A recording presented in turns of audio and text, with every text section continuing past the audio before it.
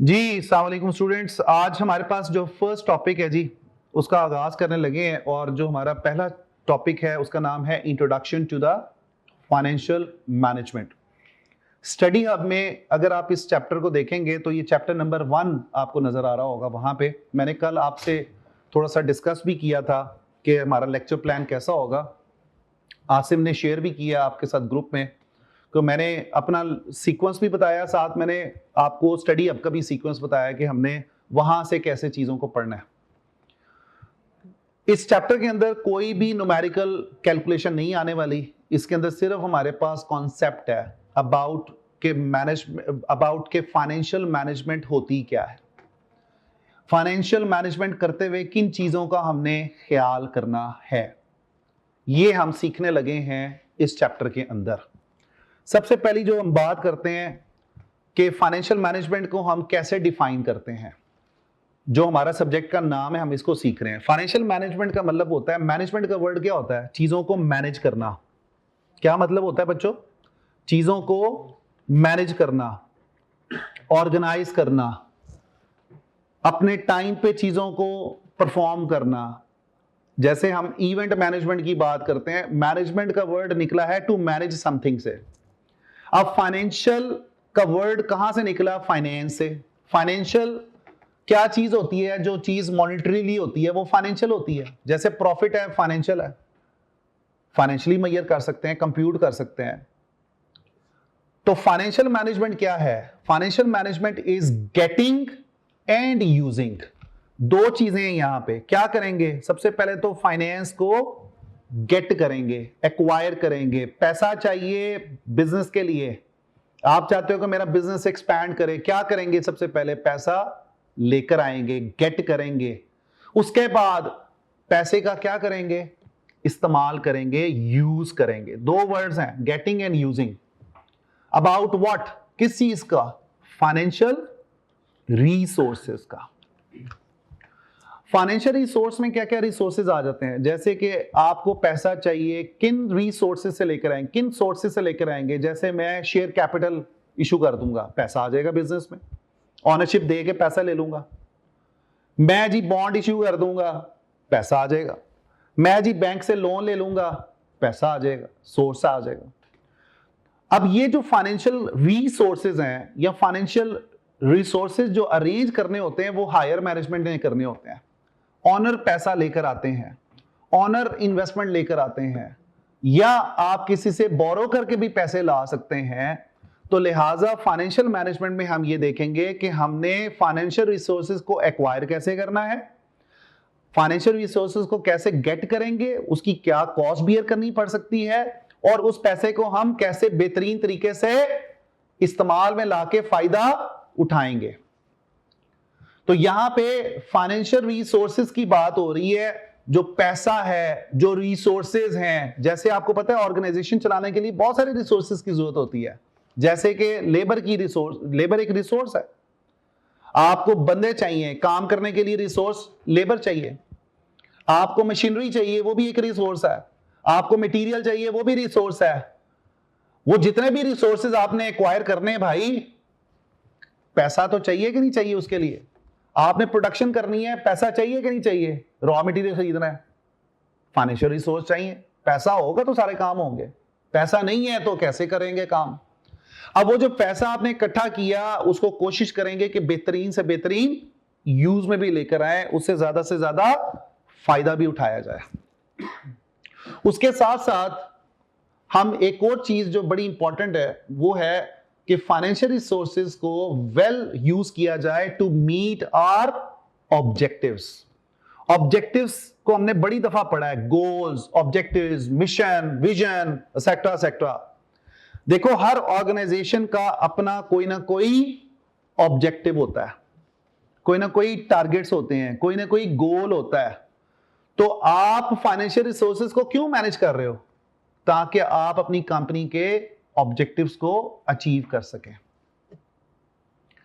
इसकी छोटी सी एग्जांपल ले लेते हैं। मैं चाहता हूं कि यार मैंने एसीसीए करना है, मेरा ऑब्जेक्टिव है एसीसीए करना। एसीसीए करने के लिए फाइनेंशियल रिसोर्सेज चाहिए कि नहीं चाहिए? चाहिए ना। आपके वालिद साहब कहते हैं भाई आपने अपना गोल अचीव करना है, इस गोल को अचीव करने के लिए पैसे की जरूरत होगी। अब वो पैसे कई दफा क्या करते हैं वालिद साहब, अपनी जमीन बेच देते हैं, कोई एसेट बेच के आपकी फीस को स्पॉन्सर कर रहे होते हैं, कोई सेविंग यूज कर रहे होते हैं, कहीं से खुदा ना खासा उधार उठा लेते हैं। ठीक है बच्चों, अब वो फाइनेंशियल रिसोर्सेज को लेके तो आ रहे हैं, अब आपका और आपके वालिद साहब का काम है कि उन फाइनेंशियल रिसोर्सेज को कैसे इस्तेमाल में ला के, बुरे इस्तेमाल ला के अपने ऑब्जेक्टिव्स को अचीव किया जाए। तो यहां पे हम बात ही फाइनेंशियल रिसोर्सेज की करेंगे कि हमारा मेन रिसोर्स फाइनेंस है, फाइनेंशियल रिसोर्सेज को कैसे मैनेज किया जाएगा। अब हम आते हैं जी कि ऑर्गेनाइजेशन के अंदर कुछ हमारे ऑब्जेक्टिव्स, हम बात करने लगे हैं ऑब्जेक्टिव्स की, आखिरी चीज की पहले बात करने लगे हैं, जरा ध्यान देना है, ये बड़ी इंपॉर्टेंट चीज है। हम बात करेंगे, सबसे पहले समझेंगे कि ऑब्जेक्टिव्स कितनी तरह के होते हैं, गोल्स कितनी तरह के होते हैं और किस किस लेवल पे सेट किए जाते हैं। मैनेज करने की तो बात की बात है, पहले तो हम अपने गोल्स को, टारगेट्स को सीख रहे हैं कि यार वो कितनी तरह के होते हैं। तो पहले हम बात करते हैं कि जी कॉर्पोरेट ऑब्जेक्टिव्स होते हैं। 3 तरह के ऑब्जेक्टिव्स की हम बात करेंगे।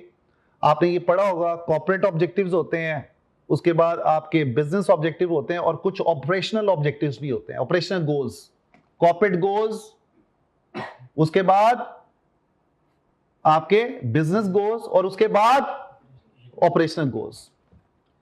कॉर्पोरेट ऑब्जेक्टिव्स क्या होते हैं? कॉर्पोरेट ऑब्जेक्टिव्स वो ऑब्जेक्टिव्स होते हैं जो हायर मैनेजमेंट डिसाइड करती है, ऐसे टारगेट जो स्ट्रेटेजिक लेवल के लोग डिसाइड करते हैं for the whole business. In strategic objectives, इनको कॉर्पोरेट ऑब्जेक्टिव्स को स्ट्रेटेजिक ऑब्जेक्टिव्स भी बोलते हैं। क्या बोलते हैं? Strategic objective. ये लॉन्ग टर्म होते हैं, सीनियर मैनेजमेंट डिसाइड कर रही होती है, इसके अंदर क्या क्या चीजें आ जाती हैं। अब सीनियर मैनेजमेंट कहती है कि यार इन्वेस्टमेंट करेंगे तो इतना एटलीस्ट आरओआई होना चाहिए, रिटर्न ऑन इन्वेस्टमेंट। अगर हम इस जगह पे इन्वेस्ट करेंगे, अगर ये प्रोजेक्ट लगाएंगे तो इतना कम से कम आरओआई इस प्रोजेक्ट को, इस इन्वेस्टमेंट को कमाना चाहिए। ये कॉर्पोरेट ऑब्जेक्टिव है, हायर लेवल मैनेजमेंट डिसाइड कर रही है। दूसरे नंबर पे इतना मार्केट शेयर होना चाहिए। मार्केट शेयर का मतलब क्या होता है कि आपका शेयर मार्केट में कितना होगा। जिस कंपनी का ज्यादा मार्केट में शेयर होता है वो मार्केट लीडर कहलाते हैं। अब अगर हम पाकिस्तान में बात करें तो टोयोटा, होंडा, इन दोनों का, सुजुकी का, होंडाई का, किया का शेयर उठाया जाए तो आपको नजर आएगा कि टोयोटा का कहीं ना कहीं शेयर ज्यादा है, वो मार्केट लीडर के तौर पे नजर आएंगे आपको। समझ आ रही है बात? पेप्सी, कोक का मार्केट शेयर उठा के देख लें, आपको पता चल जाएगा मार्केट में कौन लीड कर रहा है। तो मार्केट शेयर से रिलेटेड जो ऑब्जेक्टिव होते हैं वो कॉर्पोरेट ऑब्जेक्टिव का हिस्सा होते हैं। सीनियर मैनेजमेंट डिसाइड कर रही होती है, ये देख रही होती है कि मार्केट शेयर को हम कितना और बढ़ाएं। तीसरे नंबर पे ग्रोथ, बिजनेस को एक्सपैंड करने से रिलेटेड ऑब्जेक्टिव्स, कि हम अपने बिजनेस को क्या ऑर्गेनिकली ग्रो करेंगे या इनऑर्गेनिकली ग्रो करेंगे, एक्सटर्नल ग्रोथ की तरफ लेकर। देखें ग्रोथ का मतलब क्या होता है, समझ लें। ग्रोथ 2 चीजों में आती है। एक होती है मार्केट की, आप अपनी जो बिजनेस का साइज है वो ग्रो कर रहे हैं, दैट इज अ ग्रोथ। आप अपनी प्रोडक्ट्स में और प्रोडक्ट्स ऐड करते जा रहे हैं, ग्रोथ हो रही है। आप अपने इंप्लॉइज में और नंबर ऑफ इंप्लॉइज ऐड करते जा रहे हैं, ग्रो कर रही है जी, ऑर्गेनाइजेशन ग्रो कर रही है। ग्रोथ को मेजर करने के लिए 3 पैरामीटर्स देखे जाते हैं। या ग्रोथ देखी जाती है नंबर ऑफ प्रोडक्ट्स के हवाले से, या नंबर ऑफ रेवेन्यूज के, मार्केट का रेवेन्यू कितना है जी, रेवेन्यू में कितनी ग्रोथ आ रही है, या हम ये देख रहे होते हैं नंबर ऑफ इंप्लॉइज कितने ऐड हो रहे हैं, या हमारी ऑर्गेनाइजेशन का साइज कितना बढ़ रहा है, वो ग्रोथ है। तो ग्रोथ का जो ऑब्जेक्टिव होता है या ग्रोथ से रिलेटेड जो ऑब्जेक्टिव होता है वो कौन डिसाइड करता है? That is also part of corporate objective. Most higher level objectives are called as corporate objectives. ऐसे ऑब्जेक्टिव जो डिसाइड किए जाते हैं जिसकी वजह से पूरी बिजनेस, पूरे ऑर्गेनाइजेशन इफेक्ट करती है, उसको बोलते हैं कॉर्पोरेट। चौथी चीज, कस्टमर सेटिस्फैक्शन इंप्रूव करनी है। हम चाहते हैं कि हमारे कस्टमर्स हमसे खुश रहें, कस्टमर सेटिस्फैक्शन इंक्रीज करनी है जी। टारगेट सेट करते हैं कि यार इतने % से कस्टमर सेटिस्फैक्शन लेकर आनी है, that is a part of corporate objective.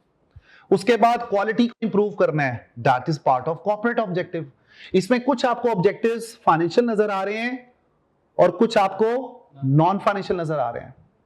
ज्यादातर ये नॉन फाइनेंशियल की तरफ बात कर रहे होते हैं हम लोग।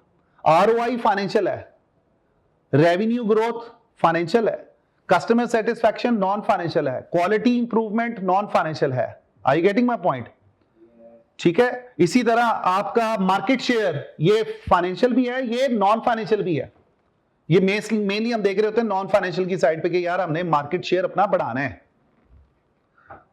उसके बाद कॉर्पोरेट ऑब्जेक्टिव के बाद हम आते हैं, बात करते हैं स्ट्रेटजीज की। स्ट्रेटजी क्या होती है कि हमने जो ऑब्जेक्टिव डिसाइड किए हैं उनको कैसे अचीव किया जाएगा। हम एक प्लान ऑफ एक्शन बनाते हैं कि यार अपने गोल्स को अचीव करने के लिए हमें क्या स्ट्रेटजी फॉलो करनी है। अब थोड़ा सा स्ट्रेटजी का ओवरव्यू ले लेते हैं।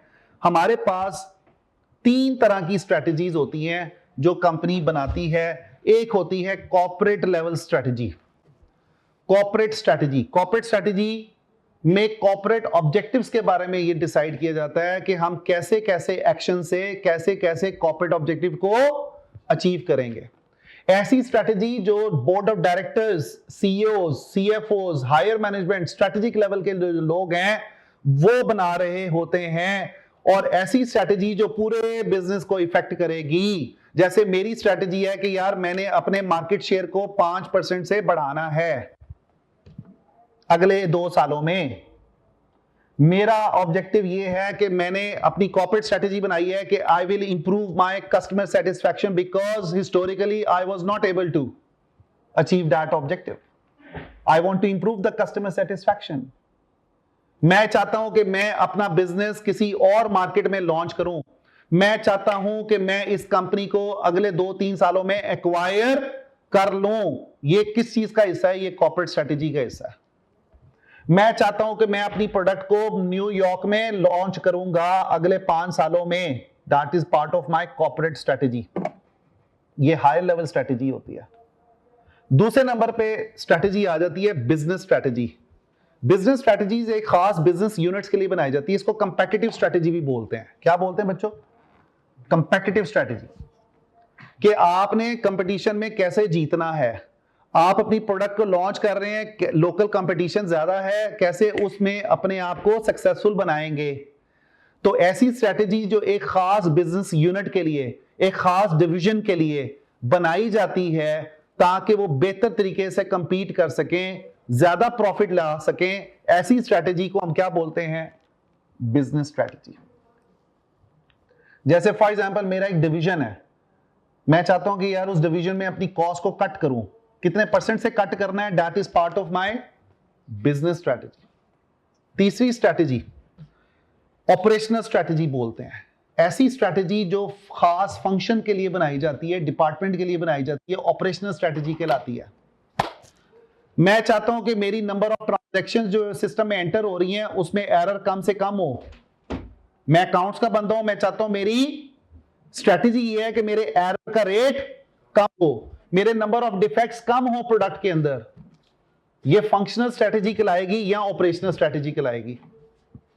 आप मार्केटिंग के लिए स्ट्रेटजी बनाते हो कि मार्केटिंग कैसे करूंगा, वो ऑपरेशनल स्ट्रेटजी है। ऐसी स्ट्रेटजी जो आपको डे टू डे एक्टिविटीज को मैनेज करने में, ऐसी स्ट्रेटजी को क्या बोलते हैं? फंक्शनल या ऑपरेशनल स्ट्रेटजी बोलते हैं। मैं चाहता हूं कि मेरी नंबर ऑफ ट्रांजैक्शन ज्यादा सिस्टम में एंटर हो, फाइनेंशियल ट्रांजैक्शन की बात कर रहा हूं डेली बेसिस पे। मैं चाहता हूं कि मेरी ज्यादा ट्रांजैक्शन एंटर हो with less rate of defects और errors. So that is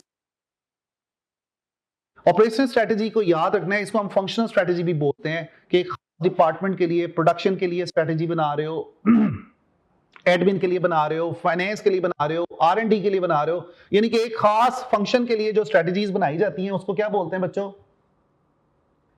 operational strategy बोलते हैं। एक खास बिजनेस यूनिट के लिए, एक खास सब्सिडियरी के लिए, एक खास डिवीजन के लिए आप चाहते हो कि वो अच्छा कंपीट कर सकें, मार्केट शेयर लेकर आ सकें। That strategy is made for part of business strategy. ऐसी स्ट्रेटजी जो पूरे ओवरऑल बिजनेस को इफेक्ट करेगी वो क्या कहलाएगी? Corporate strategy. और कॉर्पोरेट स्ट्रेटजी का जो हिस्सा है वो कॉर्पोरेट ऑब्जेक्टिव्स हैं। कॉर्पोरेट ऑब्जेक्टिव फाइनेंशियल भी हो सकते हैं और ज्यादातर नॉन फाइनेंशियल होते हैं। आगे चलते हैं। अब हम थोड़ा सा इसको लिंक कर रहे हैं कि गोल्स सबसे पहले क्या बनता है, कब सबसे पहले क्या हायरार्की क्या होती है, मिशन होता है। मिशन क्या होता है, पर्पस ऑफ एग्जिस्टेंस होता है, कंपनी क्यों एग्जिस्ट करती है। दूसरे नंबर पे क्या होता है, गोल्स होते हैं। मिशन से गोल्स डिराइव करते हो, गोल से ऑब्जेक्टिव्स लगाते हो, ऑब्जेक्टिव्स के बाद क्या होता है। अब ऑब्जेक्टिव दो तरह के होते हैं। ऑब्जेक्टिव्स आपके प्रॉफिटेबिलिटी से रिलेटेड भी हो सकते हैं, फाइनेंशियल भी हो सकते हैं और नॉन फाइनेंशियल भी हो सकते हैं। उसके बाद स्ट्रेटेजी बनाई जाती है कि कैसे हम अपने ऑब्जेक्टिव्स को अचीव करेंगे। स्ट्रेटेजी नाम ही किस चीज का है, प्लान ऑफ एक्शन के, यार कैसे मैंने अपने ऑब्जेक्टिव्स को अचीव करना है। आपने एसीसीए पास करना है, आप उसके लिए स्ट्रेटेजी नहीं बनाते थे, कितने घंटे पढ़ूंगा, कब पढ़ूंगा, दिन में पढ़ूंगा, रात को पढ़ूंगा, सोते हुए पढ़ूंगा, जागते हुए पढ़ूंगा, ठीक है। वो क्या है, वो आपकी स्ट्रेटेजी है। किससे पढ़ूंगा, कितने घंटे पढ़ूंगा, that is part of your strategy, क्योंकि आपने अपने गोल को अचीव करना है यार। पीछे आप एक सक्सेसफुल अकाउंटेंट बनना चाहते हो, that is your purpose, that is your mission. उसके बाद आपने गोल बनाए, ऑब्जेक्टिव बनाए, फिर उसके बाद फाइनेंशियल ऑब्जेक्टिव भी हो सकते हैं, नॉन फाइनेंशियल भी हो सकते हैं। स्ट्रेटेजी भी तीन तरह की बना सकते हो, बिजनेस, कॉर्पोरेट एंड ऑपरेशनल। अब जरा एक मिनट के लिए ध्यान दो कि जब आप फाइनेंशियल मैनेजमेंट कर रहे होगे, आपने फाइनेंशियल अफेयर्स को, फाइनेंशियल रिसोर्सेज को मैनेज करना है। और फाइनेंशियल जो रिसोर्सेज को मैनेज करना है, फाइनेंशियल रिसोर्सेज आपको कौन देते हैं, हायर मैनेजमेंट देती है। वही लेकर आएंगे ना पैसा, वही तो लेकर आएंगे सरमाया, ऑनर तो वही है। दूसरे नंबर पे भाई हमने ये भी देखा कि कॉर्पोरेट ऑब्जेक्टिव में फाइनेंशियल का भी टच है, फाइनेंशियल भी है, नॉन फाइनेंशियल है। कैसे हो सकता है कि बिजनेस कॉर्पोरेट स्ट्रेटेजी बनाए और प्रॉफिटेबिलिटी को इग्नोर कर दे। कैसे हो सकता है कि कॉस्ट रिडक्शन को इग्नोर कर दे। कैसे हो सकता है कि कॉर्पोरेट स्ट्रेटेजी बना रहे हो और आप ये नहीं सोच रहे, जैसे मैंने एक कंपनी को एक्वायर करना है, it is part of my corporate strategy, but I ignore the cost impact, I ignore the profitability impact of that investment which I am going to make in the business. आप समझ रहे हैं कि नहीं बात, जिस चीज को मैं समझाने की कोशिश कर रहा हूं। तो जब आप कॉर्पोरेट ऑब्जेक्टिव को अचीव करना चाहते हैं तो फाइनेंशियल ऑब्जेक्टिव भी कॉर्पोरेट ऑब्जेक्टिव का हिस्सा है, और फाइनेंशियल रिसोर्सेज जो है उसको भी हमें सामने रखना है। कोई भी कॉर्पोरेट ऑब्जेक्टिव को अचीव ही नहीं कर सकते जब तक आपके पास पैसा ही ना हो भाई। आप लाख प्लान कर लो चीजों को, आप लाख डिसाइड कर लो कि यार मैंने अपना बिजनेस यहां पे लॉन्च करना है, भाई कॉस्ट इन्वॉल्व है, पैसा इन्वॉल्व है। कैसे आप कस्टमर सेटिस्फेक्शन को इंप्रूव करना चाहते हो, बताओ मुझे। कस्टमर सेटिस्फेक्शन लाना चाहते हो, क्वालिटी को इंप्रूव करना चाहते हो, आपको नए प्लांट में इन्वेस्टमेंट चाहिए। उस प्लांट में इन्वेस्टमेंट के लिए आपको क्या चाहिए, पैसा चाहिए। इन्वेस्टमेंट होगी, आप लाख यहां पे प्रॉमिस कर लो कि हम अपनी आवाम के लिए ये कर लेंगे, वो कर लेंगे, ऐसे कर देंगे, वैसे कर देंगे, हाथ हिला ला के तकरीरों में जो मर्जी करते रहो, पैसा है नहीं आपकी जेब में, आप कंगाल फेर रहे हो, और आप वो कह लो कि यार मैं ये इतने बड़े बड़े मेगा प्रोजेक्ट लगा लूंगा दुबई जैसे पाकिस्तान में। हो सकता है? नहीं हो सकता। आपकी बहुत सारी कॉर्पोरेट स्ट्रेटजीज पैसा ना होने की वजह से फेल हो जाती हैं। आप आज अपना ऑब्जेक्टिव कहते हो मेरा एसीसीए ऑब्जेक्टिव है, आप अफोर्ड ही नहीं कर सकते एसीसीए, आपके पास पैसे ही नहीं है एसीसीए करने के, तो कैसे करोगे यार कॉर्पोरेट ऑब्जेक्टिव अचीव। आप एक कंपनी को एक्वायर करना चाहते हो, आपके पास पैसा ही नहीं है, फाइनेंशियल रिसोर्सेज नहीं है, कैसे आप टेक ओवर कर सकते हो किसी और को, खरीदना पड़ेगा, पैसा लगता है। बात समझ आ रही है कि नहीं? छोटी सी एग्जांपल से समझाने की कोशिश की है कि भाई कॉर्पोरेट ऑब्जेक्टिव्स को, किसी भी तरह की स्ट्रेटजीज को अचीव करना है, भाई आपको पैसे की जरूरत है, रिसोर्सेज की जरूरत है, और रिसोर्सेज को आपको देखना पड़ेगा कहां से ले सकता हूं, कैसे उसको एक्वायर करूंगा, कैसे इस्तेमाल में लाऊंगा। आगे चलते हैं जी। फाइनेंशियल ऑब्जेक्टिव्स, फाइनेंशियल ऑब्जेक्टिव में हम बड़ी दफा बात करते हैं कि प्रॉफिट मैक्सिमाइजेशन होनी चाहिए। कंपनी का हर बिजनेस का गोल क्या होता है, प्रॉफिट मैक्सिमाइज करना। यहां पे हम इसको गलत साबित करेंगे, हर कंपनी का गोल प्रॉफिट मैक्सिमाइजेशन नहीं होता। हम ये कहते हैं कि जी कंपनी को काम करना चाहिए, फाइनेंशियल ऑब्जेक्टिव है प्रॉफिट बढ़ाओ, प्रॉफिट बढ़ाओ, प्रॉफिट बढ़ाओ, प्रॉफिट बढ़ाओ। Profit maximization is not the main objective of the business. Reason behind is why? क्या रीजन है जरा समझें इसको। हम समझेंगे from the point of view of the shareholders. पहला प्रॉब्लम ये है, इन्वेस्टर्स ये कहते हैं कि यार हमें फ्यूचर के प्रॉफिट्स बताओ, पास्ट के प्रॉफिट्स ना बताओ। आप फाइनेंशियल रिपोर्टिंग करते हो, प्रॉफिट एंड लॉस बनाते हो, बैलेंस शीट बनाते हो, तो आप हिस्टोरिकल डाटा को रिपोर्ट कर रहे होते हो। आप फ्यूचर के परफॉर्मेंस के बारे में नहीं बता रहे होते, फ्यूचर की प्रॉफिटेबिलिटी को नहीं बता रहे होते। इन्वेस्टर कहता है भाई मुझे 5 साल की प्रोजेक्टेड बताओ, जरा प्रोजेक्शंस क्या कर रहे हो तुम बताओ। वो प्रोजेक्शन वाला तो पार्ट ही नहीं है हमारा, हम तो हिस्टोरिकल डाटा को बता रहे होते हैं, उसको फिर वेरीफाई करवाते हैं ऑडिटर से, और ऑडिटर घुगी मारता है या स्टैंप लगाता है कि यार ठीक है ताड़े पास्ट डाटा एक्यूरेट है। समझ आ रही बात? इन्वेस्टर कहता है भाई मुझे फ्यूचर में बताओ, मुझे फ्यूचर में कितना रिटर्न ऑफर करोगे, फ्यूचर में कितना डिविडेंड ऑफर करोगे, फ्यूचर में कितना रिटर्न ऑफर करोगे, मुझे कितना फायदा दोगे, मुझे माजी का ना बताओ। इन्वेस्टर्स हमेशा फ्यूचर ओरिएंटेड होता है।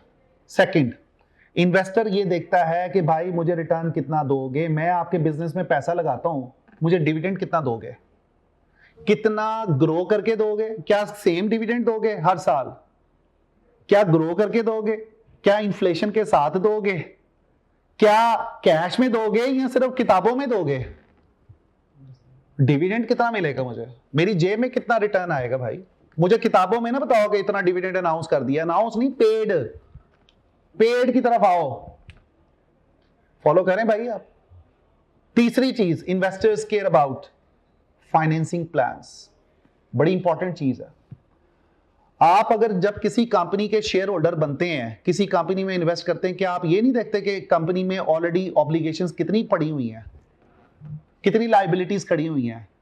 जो कारोबार ज्यादा कर्जे में डूबा होता है ना, तो शेयर होल्डर्स वहां पे जरा हेजिटेंट होते हैं, वो कहते हैं यार ज्यादा कंपनी तो डेट पे बेस कर रही है, कल को अगर इस कंपनी ने डेट ना पे किया ये तो लिक्विडेट हो जाएगी, ये तो खत्म शुद्ध हो जाएगी। तो लिहाजा फाइनेंसिंग प्लान्स क्या हैं आपके, आप फ्यूचर में क्या सोच रहे हो कि कहां कहां से पैसा इकट्ठा करोगे, क्या रिस्क तो नहीं ले रहे, कंपनी रिस्क तो नहीं ले रही। देखो जितना डेट ज्यादा होता है उतना ही डिस्ट्रीब्यूटेबल प्रॉफिट कम हो रहा होता है, डिविडेंड कम अनाउंस हो रहे होते हैं कंपनी में, क्योंकि ज्यादा पैसा आप किस फॉर्म में दे रहे हो, इंटरेस्ट की फॉर्म में दे रहे होते हो। तो फ्यूचर के प्लान्स क्या है। फिर इन्वेस्टर्स को एक और बड़ा मसला होता है, वो है रिस्क का, कि यार उनका पैसा कहीं डूब तो नहीं जाएगा, कंपनी कैसे उनके पैसे को प्रोटेक्ट करेगी, कैसे उस रिस्क को मिटिगेट करेगी, कल को कंपनी डिफॉल्ट होगी तो मेरा तो पैसा डूब गया यार, वो तो मिलना ही नहीं है वापस। तो लिहाजा आपके रिस्क मैनेजमेंट की क्या अप्रोच है, क्या स्ट्रेटजी है, क्या सोच रहे हो कि यार आप अपने रिस्क को कैसे हेज करोगे, मिटिगेट करोगे। तो इन्वेस्टर्स जो होते हैं ना, इन्वेस्टर्स वो देख रहे होते हैं कि फ्यूचर में क्या प्रॉफिट होगा, वो देख रहे होते हैं डिविडेंड कितना मिलेगा, वो देख रहे होते हैं फाइनेंसिंग के कंपनी के एग्जिस्टिंग प्लान्स क्या हैं, कितना वो रिलाय कर रहे हैं अपने पैसे पे और कितना रिलाय कर रहे हैं बोरोड पैसे पे, क्या कंपनी रिस्क मैनेजमेंट के लिए कोई स्ट्रेटजी बनाई हुई है कि नहीं बनाई हुई, उनका पैसा डूब जाएगा या बच जाएगा। तो लिहाजा जो शेयर होल्डर्स होते हैं, इन्वेस्टर्स होते हैं, उनको ये इंफॉर्मेशन चाहिए होती है, और अनफॉर्चुनेटली ये इंफॉर्मेशन आपको रिपोर्टिंग में नहीं मिलती। आप कभी अपनी रिस्क मैनेजमेंट के बारे में बताते हो फाइनेंशियल रिपोर्टिंग करते हुए, आप कभी अपनी फाइनेंसिंग प्लान्स के बारे में बताते हो, क्या आप कभी अपने डिविडेंड की पॉलिसीज के बारे में बताते हो, क्या आप कभी अपने फ्यूचर के प्रॉफिटेबिलिटी के बारे में बताते हो, नहीं बताते। आप तो हिस्टोरिकल डेटा दे रहे होते हो, और शेयर होल्डर्स इस चीज को बड़े अच्छे तरीके से समझते हैं कि यार पास्ट वाला जो डाटा है ना वो हमारे लिए ठीक है। शेयर होल्डर्स ये कहते हैं ठीक है भाई आपने प्रॉफिट कमाया था, भाई डिविडेंड कितना दिया था ये बताओ, कब कब दिया था, कितना दिया था, ग्रो करके दिया था, नहीं दिया था। अब हम आते हैं अगली बात पे। वो कहता है for a profit making company a better objective is to maximisation of the shareholders wealth. अब यहां पे हम प्रॉफिट मैक्सिमाइजेशन के ऑब्जेक्टिव को किसमें ट्रांसफॉर्म कर रहे हैं, shareholders wealth maximisation. Shareholder wealth maximisation क्या होती है, ये वर्ड बड़ा कॉमनली इस्तेमाल हो रहा होता है, shareholder wealth maximisation. Shareholder wealth maximisation का मतलब ये है कि भाई आपने अपने शेयर होल्डर्स के लिए क्या वैल्यू ऐड की है, शेयर होल्डर्स के पॉइंट ऑफ व्यू से आपने उनके लिए क्या वैल्यू एडिशन किया है। शेयर होल्डर्स दो चीजों को देख रहे होते हैं, दो इंपॉर्टेंट चीजों को। वैसे तो हमने 4-5 चीजें देखी हैं पिछली वाली स्लाइड में, दो इंपॉर्टेंट चीजें हैं। पहली चीज ये है कि भाई मुझे डिविडेंड कितना मिलेगा। अगर मैं पेप्सी कंपनी में इन्वेस्ट करता हूं तो मुझे डिविडेंड कितना मिलेगा, रिटर्न कितना मिलेगा। हर इन्वेस्टर की ये सोच होती है कि डिविडेंड कितना मिलेगा। पेप्सी में क्यों लोग आंखें बंद करके पैसा लगा देते हैं? रीजन बिहाइंड इसके यार उनको रिटर्न अच्छा ऑफर होता है। दूसरे नंबर पे जो बड़ी इंपॉर्टेंट है वो है गेन कितना होगा। कल को मेरी वर्थ कितनी बढ़ेगी। आज शेयर मैं 100 रुपए का खरीदता हूं, कल को यही शेयर 110 रुपए का बिक रहा होगा मार्केट में। जो नए स्टार्टअप्स आते हैं ना, नए स्टार्टअप्स, आप उसमें इन्वेस्टमेंट किया करें। नया कारोबार आया, अभी लिस्ट हुआ है स्टॉक मार्केट पे, आप 50 रुपए का एक शेयर है फॉर एग्जांपल। ये स्ट्रेटजी होती है इन्वेस्टमेंट की। आप प्रोमिसिंग कंपनी के शेयर्स को उठाते हैं जो लो कॉस्ट पे जिसको ऑफर किया जाता है मार्केट में, इसलिए कि कल को वही 50 रुपए का शेयर ये भी हो सकता है कि अगले दिन 200 रुपए पे ट्रेड हो जाए अगर वो अच्छी कंपनी आ गई मार्केट में। समझ आ रही बात कि नहीं? तो लिहाजा शेयर होल्डर्स दो चीजें देखते हैं, एक तो रिटर्न कितना ऑफर कर रहे हैं आप, दूसरे नंबर पे गेन कितना होगा। गेन का मतलब क्या है कि मार्केट प्राइस कल को कितनी ऊपर जाएगी, शेयर प्राइस कितनी ऊपर जाएगी। आज 10 रुपए का खरीदा है, कल को 100 रुपए का हो सकता है कि नहीं हो सकता। गेन है कि नहीं है?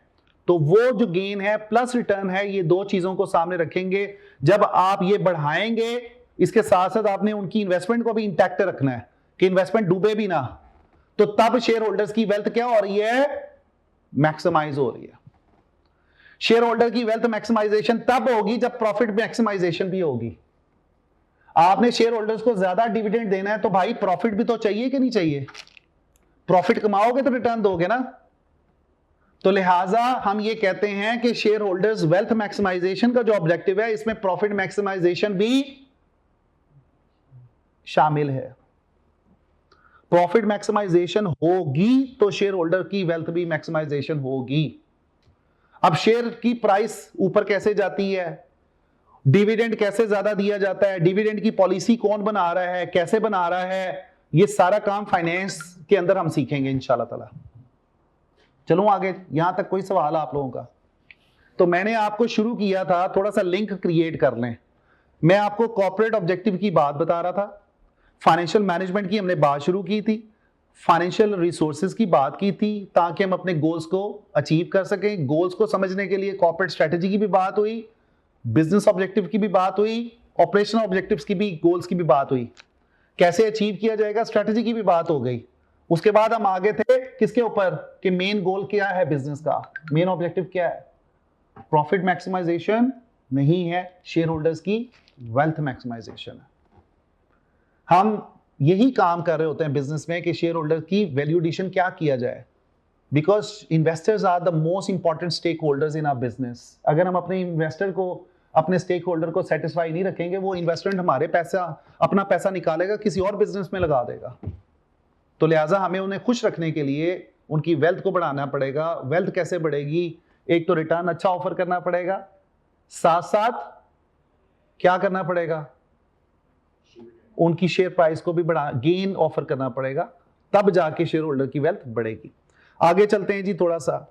Maximisation of the shareholder wealth is measured by the share price if the company is listed. ये बात हो चुकी है। This is because the share price is theoretically the value of all future dividend. Students आगे चल के हम बात कर रहे होंगे कि ये जो शेयर प्राइस मार्केट में नजर आ रही होती है ना आपको शेयर्स की, कि यार आज इतनी की शेयर्स है, शेयर की प्राइस है, वो डिपेंड करता है कि कंपनी ने कितनी दफा डिविडेंड दिए हैं, कंपनी के डिविडेंड कितना पे किया है। डिविडेंड एक सिग्नलिंग इफेक्ट है। क्या है? सिग्नल देता है। जैसे लाइट एक सिग्नल है ना, इसी तरह डिविडेंड शेयर होल्डर्स के लिए सिग्नल होता है कि जितना अच्छा डिविडेंड आपकी कंपनी ऑफर करेगी, उसकी शेयर प्राइस भी आपको ज्यादा नजर आएगी। पेप्सी, कोका कोला की क्यों शेयर प्राइस ज्यादा होती है? क्योंकि वो डिविडेंड फ्रीक्वेंटली दे रहे होते हैं और बढ़ा के दे रहे होते हैं। ठीक है बच्चों, आगे चलते हैं। वो कहता है however sometimes a business reports a profit increase and the share price falls due to the manner in which they made the profit। अब रिवर्स चल रहा होता है, प्रॉफिट, कंपनी तो प्रॉफिट में जा रही है लेकिन शेयर होल्डर्स को डिविडेंड हम ऑफर नहीं कर रहे। उसके बाद this suggest that the profit is not sufficient as a business objective. Share price could also rise and fall due to the potential investment decisions. अब बड़ा इंपॉर्टेंट है कि हमने आगे जाके सीखना है कि इन्वेस्टमेंट डिसीजंस कैसे लिए जाते हैं। उसके बाद वो कहता है कि जी वेल्थ मैक्सिमाइजेशन वर्सेस सेटिस्फाइसिंग। अब यहां पे एक बड़ी इंपॉर्टेंट बात है जो हम करने जा रहे हैं। हम ये कह रहे हैं कि शेयर होल्डर्स की वेल्थ को बढ़ाना है। मैक्सिमाइजेशन और सेटिस्फाइसिंग, सेटिस्फाइस का मतलब क्या होता है? सिर्फ सेटिस्फाई करना। आप उसी इंसान को कई दफा क्या करते हो? सेटिस्फाई कर रहे होते हैं कि वो आपसे लड़े ना। आप कहते हो कि यार इस मसले का हल निकालो यार, थोड़ा सा ना कर लेते हैं, निगोशिएट कर लेते हैं, गिव एंड टेक कर लेते हैं, सेटिस्फाई कर लेते हैं आपको। हम यहां पे शेयर होल्डर्स की सेटिस्फैक्शन की बात नहीं कर रहे, हम मैक्सिमाइजेशन की बात करें, वेल्थ मैक्सिमाइजेशन की। हम ये नहीं कह रहे कि अच्छा, सेटिस्फाइसिंग को एक और तरीके से समझ लें। सेटिस्फाइसिंग ये होता है कि हम इंटरनल पैरामीटर्स को फुलफिल कर रहे होते हैं कि यार हमने ये कर लिया, ये अचीव कर लिया, ये बता रहे होते हैं कि हमने ये काम कर लिए हैं। मैक्सिमाइजेशन का वर्ड थोड़ा सा ऊपर का है। मैक्सिमाइजेशन में हम ये देखते हैं कि हम अपने शेयर होल्डर्स को कैसे खुश रख सकते हैं। हमने अपने पैरामीटर्स को तो पूरा कर दिया, हमने प्रॉफिट भी दे दिया, हमने वैल्यू एडिशन क्या की? जब आप किसी इंसान के लिए वैल्यू एडिशन करते हैं, अब आपने उसके लिए मैक्सिमाइजेशन कर दी, आपने उसके लिए बेनिफिट ज्यादा कोशिश की कि दे दूं। सेटिस्फाइंग में दोबारा से मैं बता देता हूं, सेटिस्फाइंग में आप क्या कर रहे होते हो कि एक एग्रीड पैरामीटर्स को फुलफिल कर रहे होते हो, जो उन्होंने डू और डोंट्स हैं वो पूरे कर दिए हैं। हम कहते हैं कि यार देखो ये चीज चाहिए थी, ये कर दिया, ये कर दिया, ये कर दिया, हमने आपके पैसे को जाया नहीं किया, ये देखें जी हमने प्रोटेक्ट कर दिया। वो क्या है? वो सेटिस्फाइसिंग है। ऑडिटर्स आते हैं कंपनी में, वो क्या कर रहे होते हैं? वो शेयर होल्डर्स को सेटिस्फाई तो कर रहे होते हैं कि यार ये जो फाइनेंशियल स्टेटमेंट बनाई है ये ठीक है, ट्रू एंड फेयर व्यू दे रही है। सेटिस्फाई कर रहे होते हैं ना वो कौन सा बता रहे होते हैं कि यार शेयर होल्डर्स की वेल्थ को हम कैसे बढ़ा सकते हैं? ऑडिटर बताएगा कभी? ऑडिटर्स के अंदर तो वो पोटेंशियल नहीं है, वो तो सिर्फ आपको एक एश्योरेंस दे रहा है कि यार जो काम आपने किया है आपने ट्रू एंड फेयर व्यू के साथ किया, आपने कोई एम्बेजलमेंट नहीं किया, आपने कोई फ्रॉड नहीं मारा। So they are trying to satisfy the shareholders who have inducted them. Auditors को कौन अपॉइंट करता है? शेयर होल्डर्स अपॉइंट करते हैं। वो आए, वो उन्होंने आपको बता दिया, उन्होंने आपको सेटिस्फाई कर दिया, यार सब कुछ ठीक है यार, टेंशन वाली बात कोई नहीं है, तुम सुकून से बैठो, तुम्हारा पैसा कहीं नहीं जाएगा, कंपनी बड़ी अच्छी चल रही है, no going concern is there. Agreed? But what about the shareholders wealth maximisation? So this is now gonna be a next step behind the beyond the satisfying.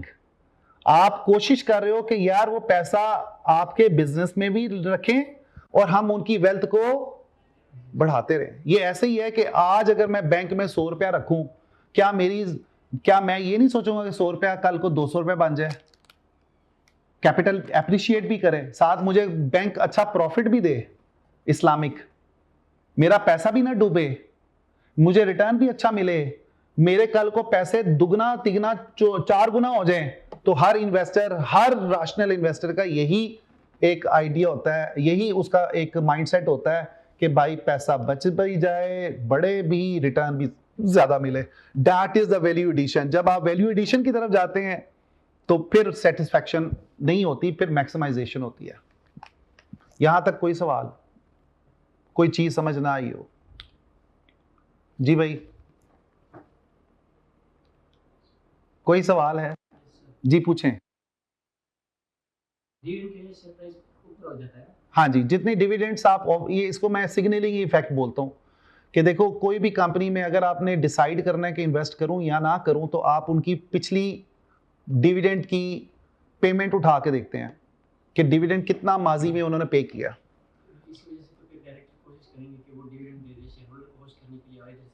हाँ जी हाँ जी हाँ जी हाँ जी हाँ जी हाँ जी। अब कई दफा जब आप डिविडेंड दे रहे होते हैं तो उसका मकसद सेटिस्फाई करना भी होता है। आपने पॉइंट बड़ा अच्छा रेज किया है, जरा एडवांस लेवल का पॉइंट रेज कर लिया है कि हमने एक तरफ शेयर होल्डर्स को सेटिस्फाई भी करना है, फाइन आपको डिविडेंड मिलेंगे, साथ साथ हमने उनको ये भी खुश करना है कि यार आपकी इन्वेस्टमेंट कल को बढ़ती जाएगी, कैपिटल एप्रिसिएशन भी होगा, रिस्क भी नहीं होगा।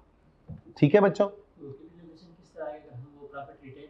हाँ जी हाँ जी हाँ जी हाँ जी हाँ जी। अब ये आगे चल के हम डिविडेंड पॉलिसी में बात करेंगे इसकी डिटेल में, अभी तो मैं सिर्फ आपको ओवरव्यू दे रहा हूं। ठीक है, तो हमारा हम ये कहते हैं कि वैल्यू एडिशन क्या किया, मैक्सिमाइजेशन क्या की, वेल्थ को कितना बढ़ाया, that is basically one is of the return offered and the second one is the gain. ठीक है, आगे चलते हैं जी। अब इसके अंदर एक बड़ा इंपॉर्टेंट रोल है, वो है एजेंसी थ्योरी का। आपको थोड़ा सा ना शुरू में, ये चूंकि थ्योरी है, ये बेस है आपकी अंडरस्टैंडिंग की, इसलिए आपको थोड़ा सा कंसंट्रेट करने के समझना पड़ेगा। हम इसके ऊपर ज्यादा बात नहीं करेंगे क्योंकि हम ये लॉ में भी पढ़ते हैं एजेंसी थ्योरी। और एजेंसी थ्योरी में क्या होता है, देखें प्रिंसिपल एजेंट रिलेशनशिप होता है, आपको पता है, और there is a divorce of ownership and management. Management कुछ और है और ओनरशिप कोई और है। ओनरशिप में कौन आ जाते हैं, शेयर होल्डर्स आ जाते हैं, इन्वेस्टर्स आ जाते हैं, वो owners, they are legal owners, they are called as principles.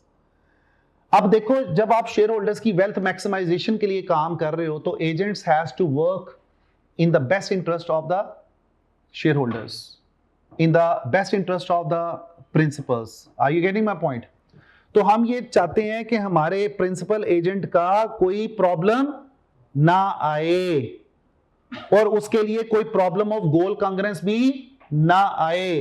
तो जब हम profit shareholder wealth maximisation को लेके चल रहे हैं तो इसका मतलब ये होना चाहिए कि जितने भी हमारे एजेंट्स हैं, बोर्ड ऑफ डायरेक्टर्स, वो कोई ऐसी पॉलिसी ना बनाए जिससे शेयर होल्डर्स की वेल्थ को नुकसान पहुंचे। उनका ऑब्जेक्टिव और एजेंट्स का ऑब्जेक्टिव भी क्या होना चाहिए, सेम होना चाहिए। डिफरेंट ऑब्जेक्टिव लेके चलेंगे, प्रॉब्लम ऑफ गोल कांग्रेंस आएगी। प्रॉब्लम ऑफ गोल कांग्रेंस आएगी तो क्या होगा, आपके लिए इश्यूज बन जाएंगे। अब हम आगे चलते हैं जी, हम बात करते हैं कि कैसे हम इस एजेंसी प्रॉब्लम को कम करेंगे। पहले नंबर पे हम रेगुलरली जो एजेंट्स हैं वो क्या करते हैं, फाइनेंशियल स्टेटमेंट्स प्रिपेयर करते हैं। कौन प्रिपेयर करता है, board of directors, CFO, the finance director is responsible for preparing the financial statements. Second is auditing financial statement. Third one is company law को अवॉइड करें तो आपको एजेंसी प्रॉब्लम नहीं आएगा। ये पेपर में एक दो दफा उसने पूछ लिया है आपसे एजेंसी प्रॉब्लम के बारे में, ये 2-3 दफा पूछा हुआ पास पेपर में। वो कहता है जी कैसे आप एजेंसी प्रॉब्लम को रिड्यूस कर सकते हैं, कैसे चाहेंगे कि आपके जो एजेंट्स हैं वो आपके इंटरेस्ट में, शेयर होल्डर्स के इंटरेस्ट में काम करें ताकि उनकी वेल्थ मैक्सिमाइजेशन हो जाए। पहला काम फाइनेंशियल स्टेटमेंट को रेगुलरली प्रिपेयर करना, उसके बाद उसको वेरीफाई करवाना, ऑडिट करवाना। तीसरे नंबर पे लॉ को अबाइड बाय करना, कंपनी लॉ को फॉलो करना, जिसकी वजह से एजेंसी प्रॉब्लम कम होगा। चौथे नंबर पे एजीएम या ईजीएम कंडक्ट करवाना। समझ आ रही है बात? अभी मैं इसको डिटेल में जाऊंगा।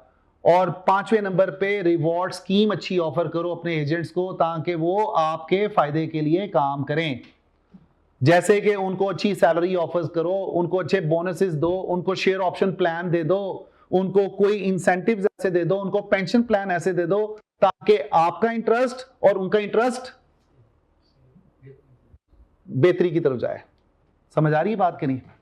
अब नेक्स्ट हम बात कर रहे हैं कि एजीएम और ईजीएम कैसे हेल्प करती है एजेंसी प्रॉब्लम को कम करने में। ध्यान से समझना है, ये पूछा भी है आपसे पेपर में थ्योरेटिकली। वो ये कहता है यार एजेंट, प्रिंसिपल एजेंट प्रॉब्लम आ रहा है, एजेंट्स अपने काम कर रहे हैं, प्रिंसिपल के इंटरेस्ट में काम नहीं कर, कैसे करोगे उसको manage? With the help of AGM और ईजीएम। एजीएम बोलते हैं एनुअल जनरल मीटिंग को और ईजीएम बोलते हैं एक्स्ट्रा ऑर्डिनरी जनरल मीटिंग को। जब आपके सामने बहुत बड़ा क्रिटिकल इशू आ जाता है ना तो उसके लिए ईजीएम बुलाई जाती है। एनुअल जनरल मीटिंग में आपके फाइनेंशियल स्टेटमेंट्स वगैरह प्रिपेयर की जाती हैं, बोर्ड को प्रेजेंट किया जाता है। मैंने यहां पे थोड़ा सा कोशिश की आपको बताने की। AGM and EGM reduce agency problem bye promoting transparency, accountability and shareholders engagement, allowing shareholders to monitor management, question decisions, influence strategy and hold leadership responsible for performance। ये हर साल जो कंपनी की एजीएम होती है ना उसमें हम क्या करते हैं, शेयर होल्डर्स सही वोट लगाते हैं अपने डायरेक्टर्स की, क्या किया, कितना प्रॉफिट कमाया, ठीक है, कहां पे कितना पैसा खर्च किया, बताओ जरा, ये ऐसा क्यों हुआ, ये वैसा क्यों हुआ। अकाउंटेबल किया जाता है किसको, एजेंट्स को। कौन अकाउंटेबल कर रहा है? Share holders. फिर ये पूछा जाता है जो मैनेजमेंट ने ये डिसीजन लिया, ये गलत डिसीजन है, क्यों आपने ये डिसीजन लिया, किस बेस पे डिसीजन लिया, क्या बेस थी? क्वेश्चनिंग करते हैं आप एजीएम के अंदर। ईजीएम, वो कहते हैं AGM provide a structured forum for financial review and leadership appointment while EGM address urgent issues ensuring that management actions remain aligned with the shareholders interest through the regular communication and collective decision making। जहां पे कहीं पे आप गलत काम कर रहे होते हैं, शेयर होल्डर्स का इंटरेस्ट वायलेट कर रहे होते हैं, वहां पे फौरन ईजीएम बुलाई जाती है, लाइन हाजिर कर दिया जाता है, आ जाओ इधर, तुमने ये गलत फैसला किया था, तुमने क्यों सीईओ को हटा दिया, तुमने ये काम क्यों कर। जहां पे अर्जेंट मैटर आ जाता है वहां पे ईजीएम का अमल दखल आ जाता है। और ईजीएम कई दफा बुलाई जाती है आपके स्टेक होल्डर्स को सामने रखते हुए कि आपने कोई चीज ऐसी कर दी है, इतना बड़ा ब्लंडर मार दिया है, या इतनी बड़ी गलती कर दी है, इतना बड़ा इशू क्रिएट कर दिया है जिसकी वजह से कंपनी को ईजीएम बुलानी पड़ गई। I getting my point? तो एजीएम और ईजीएम भी इसलिए बुलाई जाती है ताकि एजेंट्स को पकड़ दिया जाए, उनको अकाउंटेबल बना दिया जाए, उनको अपनी डोमेन में रहते हुए वो काम करते रहें।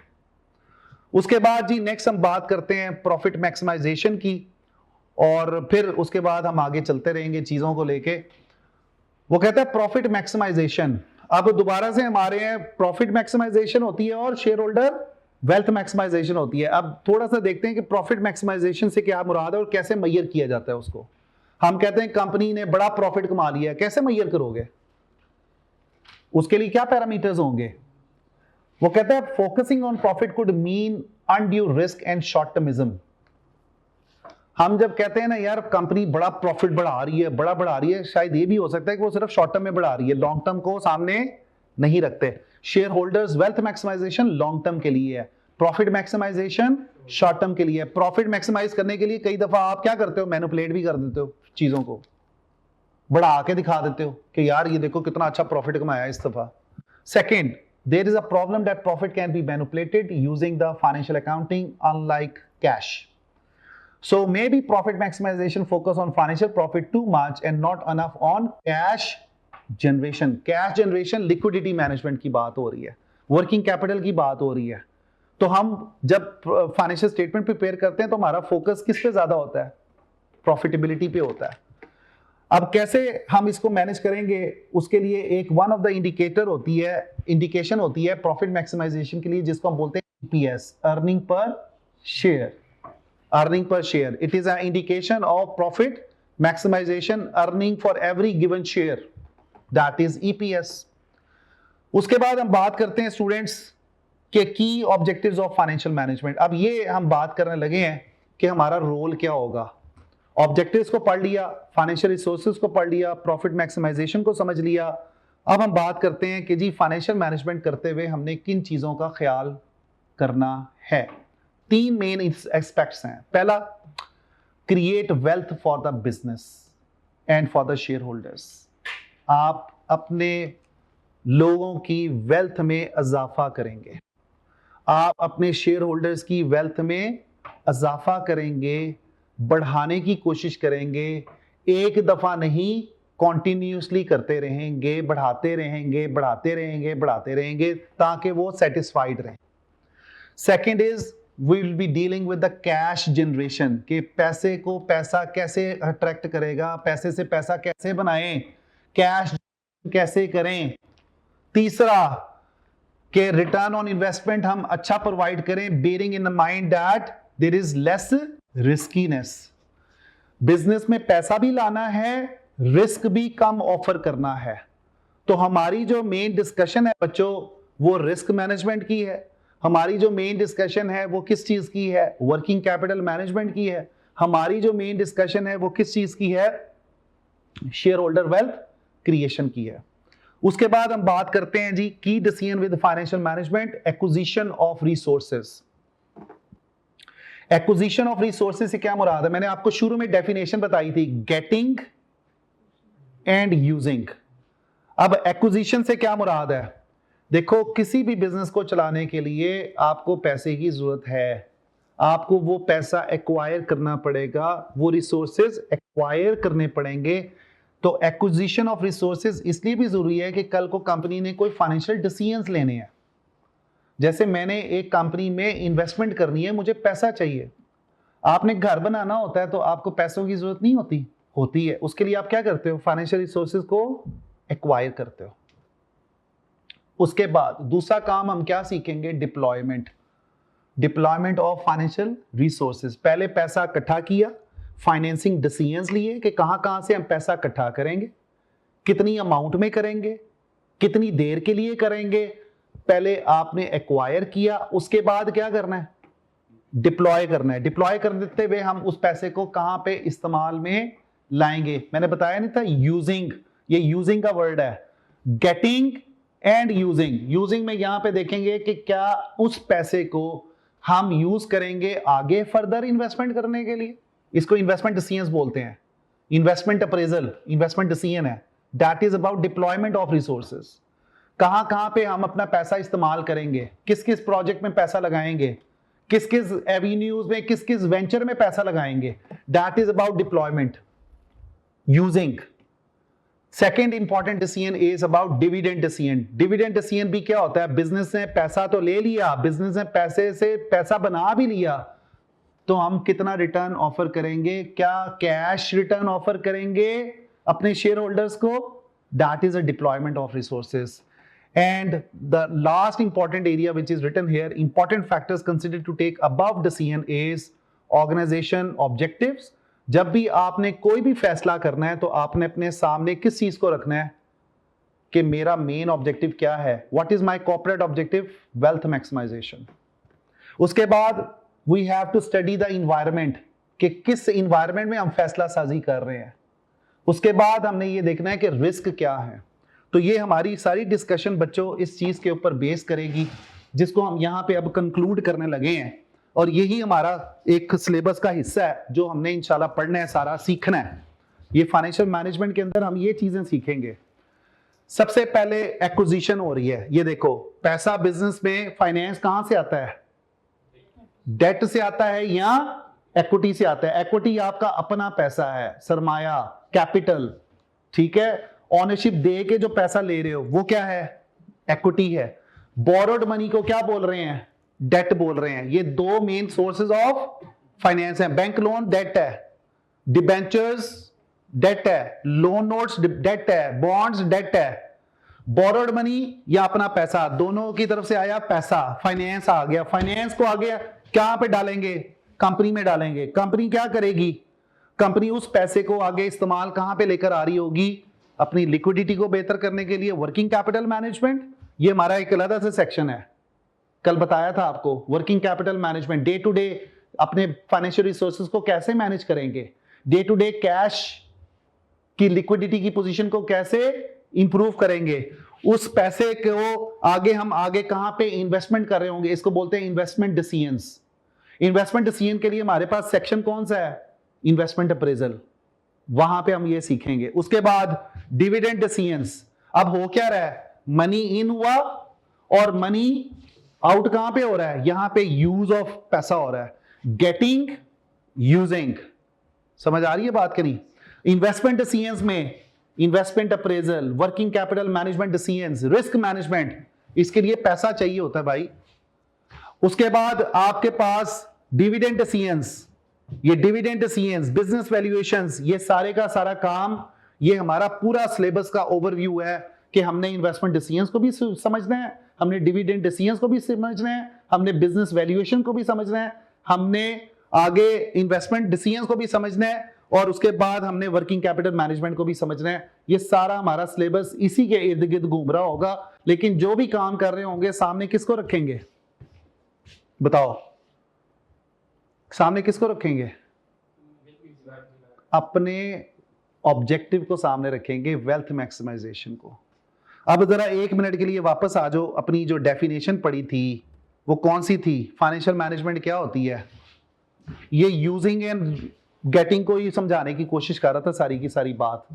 पहले नंबर पे वो कहता है financial management is getting and using financial resources well to achieve the objectives. Shareholder wealth maximisation, अब मुझे ये बता दो जल्दी से, कॉर्पोरेट ऑब्जेक्टिव का, कॉर्पोरेट स्ट्रेटजी का हिस्सा है, कॉर्पोरेट ऑब्जेक्टिव का हिस्सा है, फंक्शनल का हिस्सा है या बिजनेस का हिस्सा है? कॉर्पोरेट स्ट्रेटजी का हिस्सा है। जब हम शेयर होल्डर वेल्थ मैक्सिमाइजेशन की बात करेंगे तो हम कॉर्पोरेट ऑब्जेक्टिव, हमारे सामने शेयर होल्डर वेल्थ की, देखो कोई भी डिसीजन लेना, डिविडेंड डिसीजन लेना, क्या देखूंगा मैं कि इसकी वजह से कौन सा ऐसा फैसला मैं कर रहा हूं जिसकी वजह से मेरे शेयर होल्डर्स की वेल्थ ऐड हो रही है या डिस्ट्रॉय हो रही है। मैं इन्वेस्टमेंट डिसीजन लेने जा रहा हूं, क्या उस इन्वेस्टमेंट डिसीजन की वजह से मेरा वेल्थ मैक्सिमाइजेशन इफेक्ट कर रही है या नहीं कर रही? क्या मैं वर्किंग कैपिटल मैनेजमेंट कर रहा हूं, उसकी वजह से मेरे शेयर होल्डर की वेल्थ के ऊपर क्या इंपैक्ट आ रहा है? तो मैंने जो भी काम करना है, मैंने जो भी डिसीजंस लेने हैं, जिस भी एरिया से रिलेट कर रहे हैं, जहां पे भी मैं अपने पैसे को इस्तेमाल करूंगा, मैं अपने पैसे को गलत इस्तेमाल नहीं करूंगा, मैं अपने शेयर होल्डर को सामने रखते हुए ही इस्तेमाल करूंगा। तो ये जो शेयर होल्डर वेल्थ मैक्सिमाइजेशन है ना, ये सिर्फ शेयर होल्डर्स के लिए है, बाकी स्टेक होल्डर्स के लिए वेल्थ मैक्सिमाइजेशन का ऑब्जेक्टिव हम यूज नहीं कर सकते। कस्टमर के लिए वेल्थ मैक्सिमाइजेशन का वर्ड तो नहीं यूज करेंगे ना हम। एनजीओ के लिए तो हम, जो आपने पढ़े ये स्टेक होल्डर्स कितनी तरह के होते हैं, इंटरनल होते हैं, एक्सटर्नल होते हैं, कनेक्टेड होते हैं, याद है कि नहीं? आप अपने मैनेजमेंट के लिए तो नहीं stake shareholder wealth maximisation करोगे। तो यहां पे देखो, कोई भी कारोबार है तो इन्वेस्टर हमारे लिए मोस्ट इंपॉर्टेंट पर्सनैलिटी है, हमारे लिए मोस्ट इंपॉर्टेंट स्टेक होल्डर है, की प्लेयर है भाई। इसलिए तो हम शेयर होल्डर को की प्लेयर में डालते हैं अगर मेजर इन्वेस्टर हो आपके बिजनेस के अंदर। ये कैसे हो सकता है कि आप डिविडेंड पॉलिसी बनाओ और आपने अपने शेयर होल्डर को समझा ही नहीं कि यार शेयर होल्डर क्या चाहता है हमसे। आपने पॉलिसी बना दी, इसलिए बच्चे क्या गलती करते हैं पेपर में, क्या करते हैं गलती, यही तो गलती करते हैं कि आप एक डिविडेंड पॉलिसी के बारे में वो आपसे पूछ रहे हैं, आप एक ऐसी चीज लिख लेते हो जिससे शेयर होल्डर का ऑब्जेक्टिव ही नहीं मीट होता, तो वो आपको इन्वेस्टर कहता है, वो जो एग्जामिनर वो कहता है यार एनु तो स्ट्रेटेजी नहीं बनानी आती, ये कैसे बिजनेस को फाइनेंस को मैनेज करेगा, इसने तो कॉर्पोरेट ऑब्जेक्टिव को पढ़ा ही कोई नहीं। आपको सीआर के क्वेश्चन के अंदर शुरू में वो आपको कंपनी के ऑब्जेक्टिव्स के बारे में बता रहा होता है, वो कंपनी के कॉर्पोरेट ऑब्जेक्टिव्स की पूरी लिस्ट बता रहा होता है, और आप उसके लिए कोई ऐसा फैसला अनाउंस कर देते हो जिसकी वजह से उसके शेयर होल्डर जो है वो भाग जाएंगे, तो आपका एग्जामिनर आपको 0 नंबर देगा। ठीक है बच्चों, तो ये इंपॉर्टेंस है जिसको हमने समझना है, और कंपनी अपने क्वेश्चन के अंदर ढूंढना है कि कंपनी के कॉर्पोरेट ऑब्जेक्टिव्स क्या हैं। अगर वो कॉर्पोरेट ऑब्जेक्टिव को आरओआई के थ्रू देख रहा है तो आपको स्ट्रेटेजी भी आरओआई के लिए बनानी पड़ेगी। आपने, अगर आपका कॉर्पोरेट ऑब्जेक्टिव ये है कि वेल्थ मैक्सिमाइजेशन करनी है तो आपको स्ट्रेटेजी भी उसके मुताबिक बनानी पड़ेगी। समझ आ गई बात? आज के लिए इतना ही काफ़ी है। थोड़ा सा हमने समझा कि फाइनेंशियल मैनेजमेंट की डोमेन क्या होगी, तो हमने इन एरियाज के साथ डील करना है इंशाल्लाह। और once it is done, it is theory, ये है कि हम ये नहीं कह सकते कि इसमें से बहुत बड़े बड़े क्वेश्चन आएंगे इस चैप्टर में से। इसमें से बच्चों आपको एमसीक्यूज भी आ सकते हैं और एमटीक्यूज भी आ सकते हैं। और दूसरा ये कि सीआर का हर क्वेश्चन में आपको कंपनी के बारे में वो पूरा प्रोफाइल बताता है कि कंपनी के क्या कॉर्पोरेट ऑब्जेक्टिव्स हैं। ठीक है, तो वो आपको समझने में ना हेल्प आउट हो गई है कि बिजनेस के ऑब्जेक्टिव्स को आप बेहतर तरीके से अंडरस्टैंड कर सकते हैं if you have gone through this chapter. ठीक है, यहां तक आपको कोई चीज अगर समझ ना आई तो मुझे बताएं। जी आसिम भाई, जी भाई समझ आ गई है जी? क्या समरी बनाएंगे खुजैमा आप आज की डिस्कशन की? समरी बता दें, जो करक्स है वो क्या है। मैं एंड पे ना आपसे ये जरूर पूछूंगा कि भाई जो हमने पढ़ा था उसको जरा समराइज करके बता दो, क्या समझ आई जी?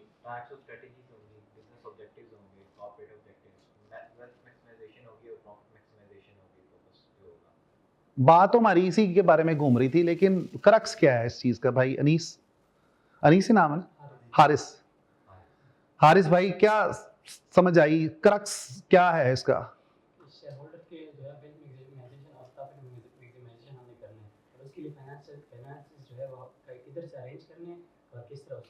डिप्लॉय करना है। हम वो रिसोर्सेज को कैसे एक्वायर करेंगे और उसकी डिप्लॉयमेंट कहाँ पे करेंगे। ठीक है, और अपने ऑब्जेक्टिव्स को, जो मेन ऑब्जेक्टिव है अब हम प्रॉफिट मैक्सिमाइजेशन की ऑब्जेक्टिव की बात नहीं करेंगे, दैट इज नाउ रिप्लेस। अब अपनी डिक्शनरी से ना, जब आप एफएम पढ़ रहे हैं तो अब अपनी डिक्शनरी से प्रॉफिट मैक्सिमाइजेशन के ऑब्जेक्टिव को साइड पे कर दें। हाँ, प्रॉफिट मैक्सिमाइजेशन आपको हेल्प आउट जरूर करता है। किस चीज में? वेल्थ मैक्सिमाइजेशन में। शेयर होल्डर्स की प्रॉफिट नहीं होगा तो कैसे वेल्थ मैक्सिमाइज करोगे? ठीक है, ये बात समझ आ रही है कि नहीं? तो हमारी जो मेन चीज थी वो ये था कि कंपनी के ऑब्जेक्टिव्स क्या हैं, उन ऑब्जेक्टिव्स को कैसे मीट किया जा सकता है। उनमें से one of the main objective was shareholders wealth maximisation and the corporate objective shareholder wealth, where does it comes in? Part of corporate objective. Corporate जो भी ऑब्जेक्टिव होता है वो पूरी ऑर्गेनाइजेशन को इफेक्ट करता है मेरा बच्चा। वो एक यूनिट के लिए नहीं बनाया जा रहा, वो एक फंक्शन के लिए नहीं बनाया जा रहा, वो तो आपकी पूरी ओवरऑल बिजनेस के लिए स्ट्रेटेजी बनाई जा रही है। पेप्सी वाले कॉर्पोरेट ऑब्जेक्टिव जब डिसाइड करेंगे तो वो क्या पाकिस्तान के लिए कर रहे होंगे? नहीं, वो पूरी दुनिया के लिए कर रहे होते हैं। समझ आ रही बात? तो इस चीज को मेरा बच्चा बड़े ध्यान से आपने कल स्टडी हब से पढ़ के आना है। कहां से पढ़ के आना है? स्टडी हब से पढ़ के आना है। जितना भी मैंने आपको पढ़ाया, साथ में इंशाल्लाह आपको स्लाइड्स आज भेज दूंगा, साथ भी अपनी किताब भी भेज दूंगा एफएम की, और साथ साथ आपको जो नोट्स वगैरह जो चीज़ें चाहिए आपको इस पेपर को तैयार करने के लिए वो आपको मिल जाएंगी। लेकिन मैं आपसे ये चाह रहा हूँ कि कल स्टडी हब से आप जब पढ़ के आएँ और जब मैं आपसे क्वेश्चनिंग करूं तो आपको पता हो चीज़ों का, और इसी बारे में वो बात बार बार कर रहा है, ऑब्जेक्टिव्स को समझा रहा है, वो आपको अब टारगेट्स के बारे में बता रहा है। ठीक है, तो ये टॉपिक बड़ा इंपॉर्टेंट है, इसलिए कि आपको ये बता रहा है कि यार आगे आपने क्या चीज़ें सीखनी है।